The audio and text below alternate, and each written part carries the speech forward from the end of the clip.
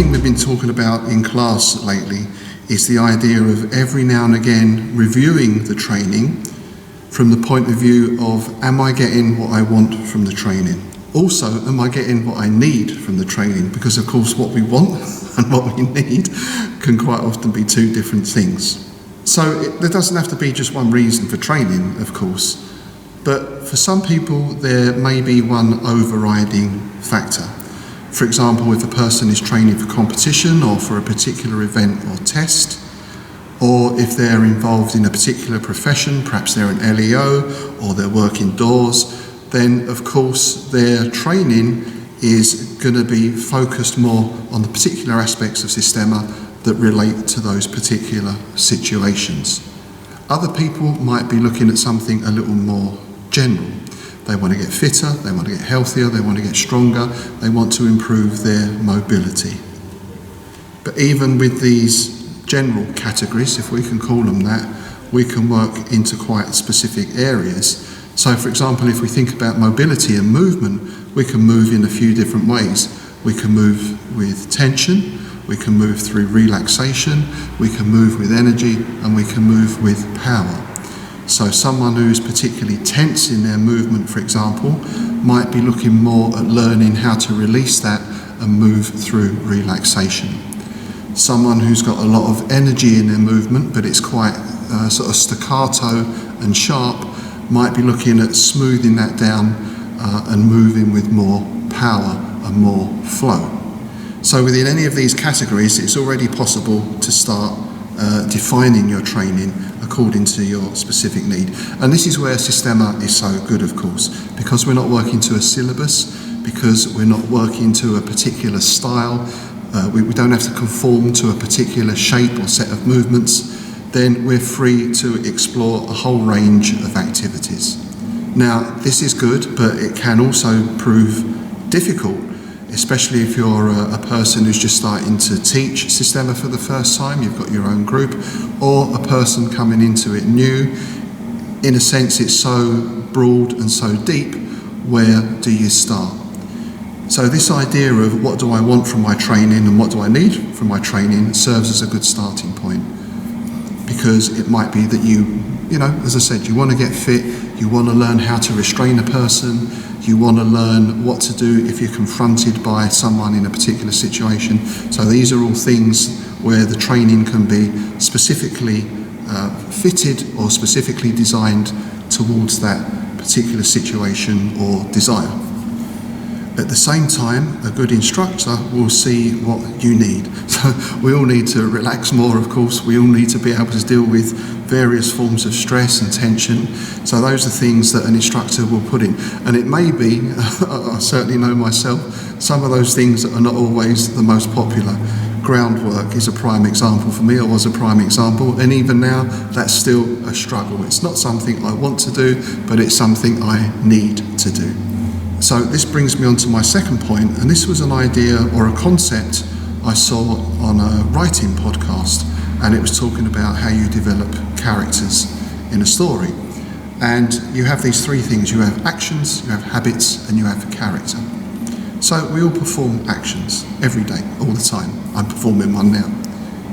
Those actions can become habits, and those habits over a period of time will inform and influence our character.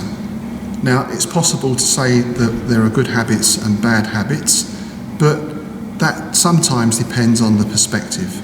Now, if my action is, as soon as I get up in the morning, I'm going to have a little drink now and again, no harm done. If that becomes a habit, every day, the first thing I do when I get up, I'm having a little drink, then another little drink, and then maybe another one.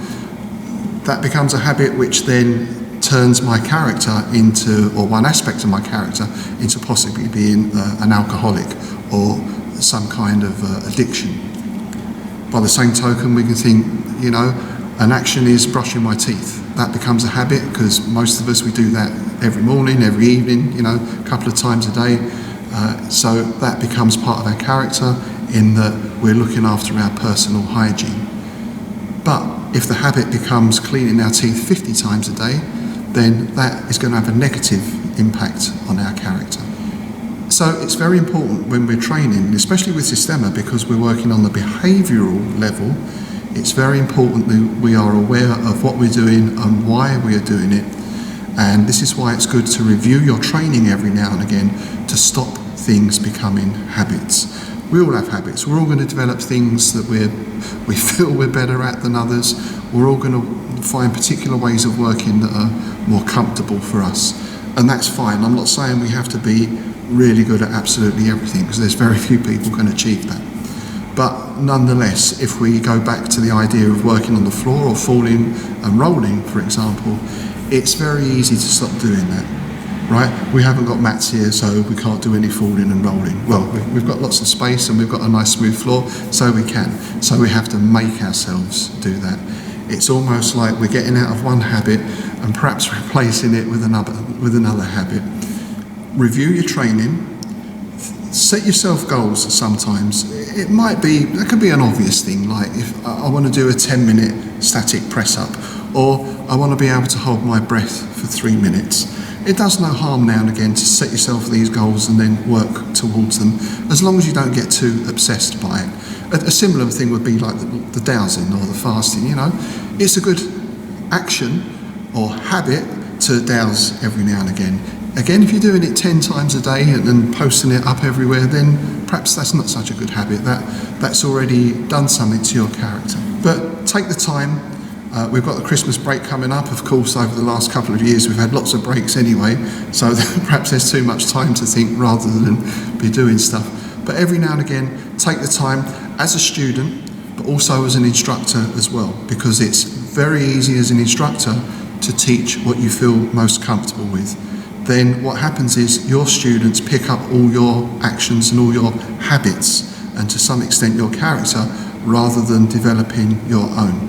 So sometimes as an instructor, you have to go into areas that you're not so comfortable with yourself and maybe not so good at yourself, in order to give your students the experience and let them form their own actions and habits and develop their own character.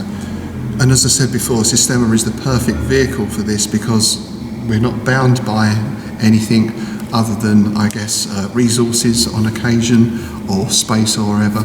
But you can work it anywhere, you can work in any situation, and also you can work with anyone as well. A person who is bedbound can practice Systema breathing, for example. A person who is young and very active, perhaps they're into parkour, or they can get into Systema and look at all the falling and rolling and all the movement work, and how that will then work into their parkour activities, for example.